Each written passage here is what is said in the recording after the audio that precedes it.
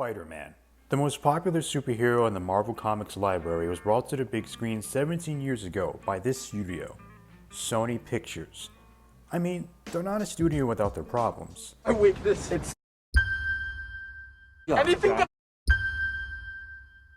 Once in a great while, they get their fair share of negatives and feedback in terms of how they handle certain situations with their movies based on this popular character.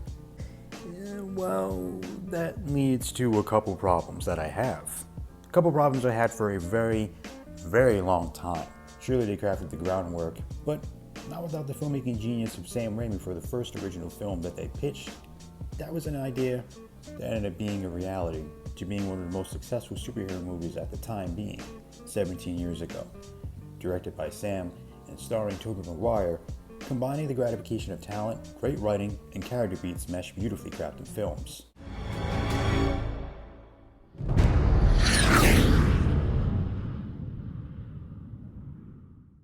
Hey guys, I'm Devin, and I wanted to make this video talking about why it's not a good idea to give Sony full creative freedom control over Spider-Man.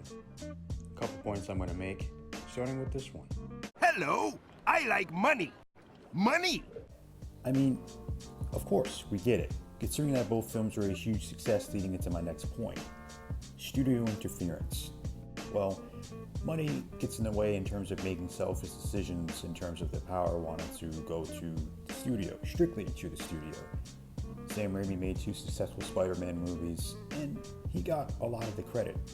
But I guess the studio got a little bit jealous and kind of wanted to take things into their own hands. Why?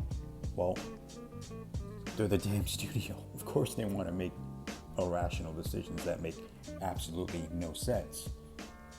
And it's unfortunate because Spider-Man 3 ended up being a mixed bag for a lot of people.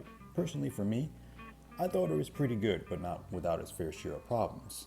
And going back to my point of studio interference, Sony took it amongst themselves to hijack the film. It was really unfortunate, and it's not the only thing that's been proven to a point to where you scratch your head and to fully comprehend what's going on. But Sam wasn't the only director in a Spider-Man movie that gets screwed over. Mark Webb got intertwined into this tangled web that he had no idea he was going to get himself into.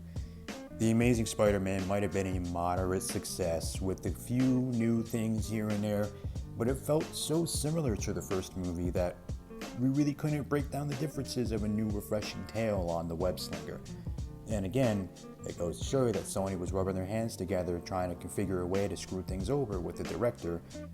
Fresh blood, new opportunity to make things worse for ourselves because we don't know what the hell we want to do, and that's what we're good at.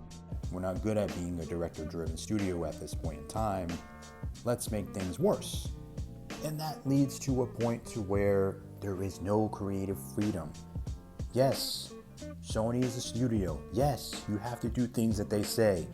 Yes, it's a collaborative process between the director and the studio. But the point is, if you don't let the director do their job the way they want to do it in terms of pitching this character, things are just going to go bad. It's because I froze the account? You think we were gonna let you parade around in your ridiculous suits pretending you were running this company? Sorry! My Prada's at the cleaners! Along with my hoodie and my fuck you flip-flops, you pretentious douchebag! Security's here, you'll be leaving now.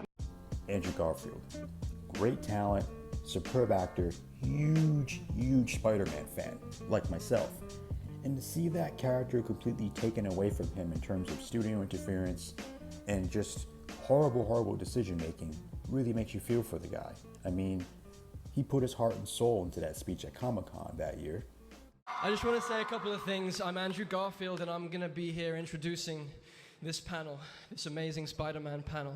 Stan Lee says that the reason why Spidey is so popular is because all of us can relate to him, and I agree. I needed Spidey in my life when I was a kid, and he gave me hope. In every comic I read, he was living out mine and every skinny boy's fantasy of being stronger, of being free of the body I was born into, and that swinging sensation of flight. And upon receiving his power, unlike most who become corrupted, he used it for good. And I think we all wish that we had the courage to stick up for ourselves more. To see that completely stripped away with this movie and Amazing Spider-Man 2 with its very odd choices in terms of storytelling and amongst other things, you really just scratch your head and you try to think to yourself, what the hell were they doing? It's just a mess, and it's not something I want to see again. I'm not ready to see Sony take full creative control over a character that I love so much to see completely destroyed, that was almost down in the dirt to levels of no return. And I really hope this doesn't happen for John Watts. Yes, I know Marvel Studios is a conglomerate, distributor, and powerful studio that they are, to take control and to not let Sony do anything malicious or incoherent that makes no sense. The studio is going to come in and do what they can to make the right decisions so that Sony does not regain the full rights to the character, because we've seen what they've done before. We know what they're completely capable of destroying such a beloved character, and it's not something I want to put myself through again. Trust me, Spider-Man Far From Home grossed over $1 billion. That's fantastic. I'm happy that Spider-Man got his money. But just know that if Sony gets full control, we're not going to see things go the way that we want them to. Sure, people have their problems with Spider-Man and the MCU being the prodigy of Tony Stark and not being able to do things on his own. Yeah, that's a little nitpick I have too, but I'm not losing any sleep over it.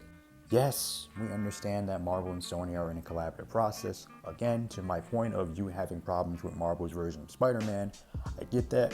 I have some small little nitpicks here and there, but again, it's not something that bothers me to the extremities of, damn you Marvel and Sony for ruining Spider-Man. I mean, you might have to step back a little bit because Spider-Man got driven into the ground twice.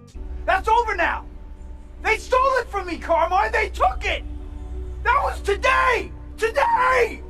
Anyway guys, hope you enjoyed the video. Please like, comment, and subscribe. Maybe I'll return for a new video. I don't know. Yeah, probably, maybe. I'm not sure. Thank you guys so much for watching. I'll see you guys later.